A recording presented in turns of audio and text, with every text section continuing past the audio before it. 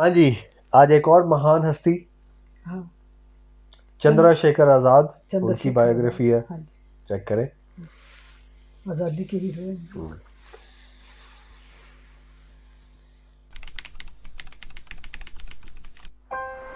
दुश्मन की गोलियों का सामना हम करेंगे, आजाद ही हैं और आजाद ही रहेंगे। ये शब्द हैं देश की आजादी के लिए अपना पूरा जीवन समर्पित कर देने वाले महान क्रांतिकारी चंद्रशेखर आजाद की, जिन्होंने न केवल खुद को देश पर न्यौछावर किया बल्कि वह दूसरे लोगों में भी आजादी की भावना भरने में कामयाब रहे।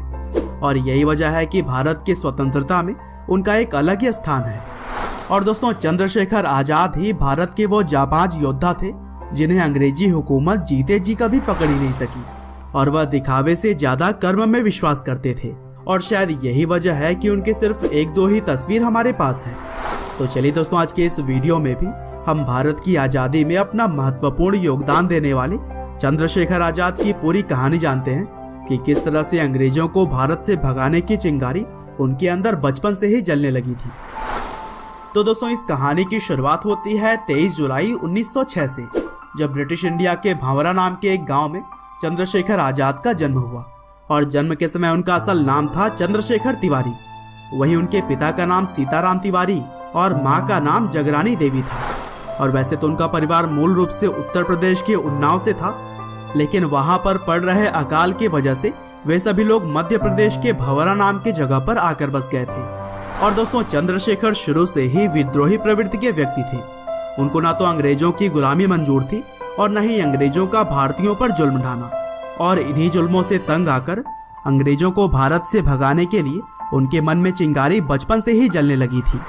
और चूंकि वह एक ब्राह्मण परिवार से ताल्लुक रखते थे, इसीलिए उनकी माँ चाहती थी कि वह काशी जाकर संस्कृत की पढ़ाई करें। लेकिन यह बात ना तो चंद्रशेखर आजाद को मंजूर था और ना ही किस्मत को, क्योंकि इसी बीच 13 अप्रैल 1919 में जलियांवाला बाग हत्याकांड हुआ, जिसमें कि लगभग 1600 मासूम लोगों की जान चली गई। और अंग्रेजों की इस क्रूरता ने पूरे देश को दहला कर रख दिया था। साथ ही हर किसी के मन में अंग्रेजी हुकूमत के खिलाफ नफरत कई गुना बढ़ गई थी। और इसी घटना ने चंद्रशेखर आजाद के अंदर भी छुपे हुए क्रांतिकारी को बाहर लाने का काम किया। और फिर 1921 यानी कि महज 15 साल की उम्र में चंद्रशेखर ने गांधी जी के असहयोग आंदोलन में भाग ले लिया। और इसी आंदोलन के दौरान बहुत सारे देशभक्तों के साथ उन्हें भी पहली बार गिरफ्तार किया गया। और फिर गिरफ्तारी के बाद जब उन्हें मजिस्ट्रेट के सामने पेश किया गया, तब मजिस्ट्रेट ने उनसे उनका नाम पूछा और चंद्रशेखर ने अपने उत्तर में कहा कि उनका नाम है आजाद। और फिर पिता का नाम पूछने पर उन्होंने उत्तर दिया स्वतंत्रता। और फिर आखिर में जब उनसे उनका पता पूछा गया तो उनका जवाब था जेल। और यह जवाब सुनकर वहां पर मौजूद सभी भारतवासी तो काफी खुश हुए, लेकिन अंग्रेज अफसर और मजिस्ट्रेट तिलमिला उठे। और फिर इन जवाबों के लिए उन्हें 15 कोड़े मारने की सजा सुनाई गई। हालांकि यह सजा एक 15 साल के आम बच्चे के लिए तो कठिन हो सकती थी, लेकिन चंद्रशेखर तो कोई आम बच्चे नहीं थे, क्योंकि उनके अंदर तो देश के ऊपर सब कुछ न्यौछावर करने का जुनून सवार था। और इसीलिए कोड़े पड़ने के साथ उनके मुख से आह निकलने की जगह पर भारत माता की जय निकलता था। और फिर इसी घटना के बाद से चंद्रशेखर तिवारी को चंद्रशेखर आजाद बुलाया जाने लगा। और फिर 1922 में जब गांधी जी के द्वारा असहयोग आंदोलन को भंग कर दिया गया, तब इन्होंने अपने हिसाब से काम करने का निर्णय लिया। और इसी दौरान उनकी मुलाकात हुई मनमथनाथ गुप्त नाम के एक युवा क्रांतिकारी से। और फिर गुप्त के माध्यम से ही आजाद मिले राम प्रसाद बिस्मिल से, जो कि हिंदुस्तान रिपब्लिकन एसोसिएशन के संस्थापक भी थे। और बिस्मिल साहब चंद्रशेखर आजाद से मिलकर काफी प्रभावित हुए। और फिर उन्होंने चंद्रशेखर को हिंदुस्तान रिपब्लिकन एसोसिएशन का मेंबर बना लिया। और वहां पर उनका मुख्य काम था फंड जुटाने का, जो कि ज्यादातर सरकारी चीजों को चोरी करके ही इकट्ठा होती थी। और फिर एक बार कुछ ज्यादा ही पैसे इकट्ठा करने के लिए उन्होंने छोटी मोटी चोरी ना करके पूरे ट्रेन को ही लूटने का प्लान बनाया। और फिर इस प्लान को अंजाम दिया गया 9 अगस्त 1925 को।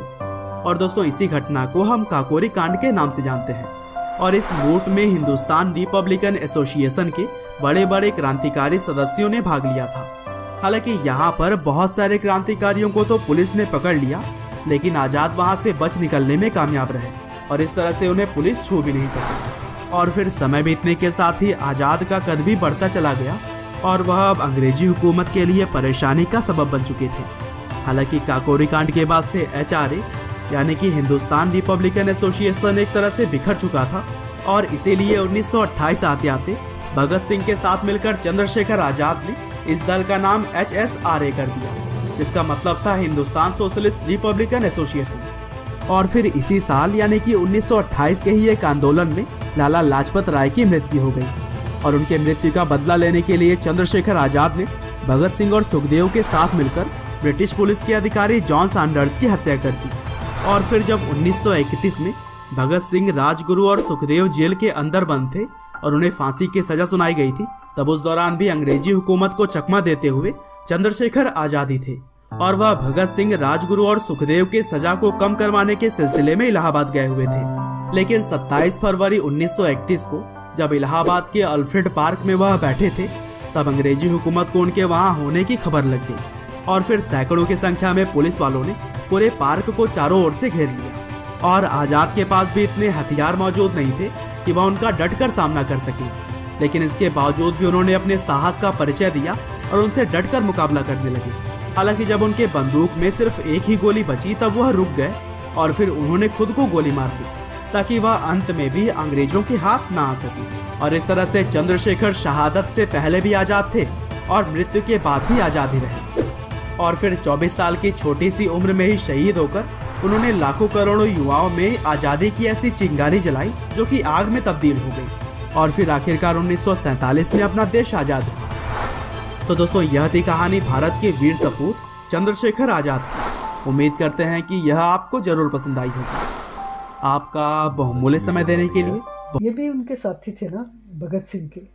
जाहिर है वो जलियांवाला बाग का वाकया है, इतना दर्दनाक वाकया था कि वो बचपन से उनको असर किया। वो तो छोटी उम्र में ही उन्होंने मतलब इतने बड़े फैसले कर लिए, इतनी सारी चीज़ें कर ली। मैं 24 साल की उम्र में तो इस वक्त में नहीं मान भी गए। 24 साल, इसका मतलब है कि 27 फरवरी बता रहे हैं, तो फरवरी में ये इनकी हत्या हुई है, ये जो अपने आप को मार लिया उन्होंने, क्योंकि उनके अंग्रेज़ों के हाथ नहीं आए और उन्होंने जान दे दी। और भगत सिंह को 23 मार्च में उनको फांसी दे दी गई, 1931 में। हाँ, तो सिर्फ 1 महीने का फर्क था साथियों को। और सलाम है उन्हें को जो जिन्होंने आज़ादी दिलाई है, इन लोगों की वजह से आज़ादी मिली है। अंग्रेज़ों को उन्होंने जब तक रहे हैं मुसीबत डाली रखी है और उनको उनके खिलाफ लड़ते रहे आज़ादी के लिए। नहीं तो वो यही तो कह रहा था कि वो जो जहाँ पे गए हुए थे वो उन्हीं की सज़ा जो है वो माफ़ करवाने के लिए गए हुए थे। अगर हो सकता है कि अगर ये जिंदा रहते तो शायद उनकी सज़ा माफ़ हो जाती या बाकी हालात आज क्या होते क्या ना होते ना, कि वो तो अंदर है उनके साथी, तो ये बाहर रह के उनके लिए काम करे। लेकिन वो चूँकि घेरा डाल लिया हुआ था, वो घेरे में आ चुके थे, वहाँ से वो निकल नहीं सकते थे। वो जिस पार्क में थे उस वक्त बैठे हुए, तो फिर उन्होंने जब लड़ के देखा कि अब आखिरी गोली रह गई है और इसके बाद ये पकड़ लेंगे, तो पकड़ के अंत तो उन्होंने वही करना था, उनको भी बंद करके सजा सुना देनी थी, अब वो फांसी दे देनी थी। इससे बेहतर के खुदकुशी कर ली। नहीं जी, ये थी बायोग्राफी छोटी सी चंद्रशेखर आज़ाद, उनके बारे में। उम्मीद है कि आपको भी कुछ जानकारी मिली होगी। तो देखें और इंशाल्लाह मुलाकात होती है अगली वीडियो में किसी और चीज़ के साथ। तब तक के लिए अपना ख्याल रखें, तो हम याद रखें। अल्लाह हाफ़िज़।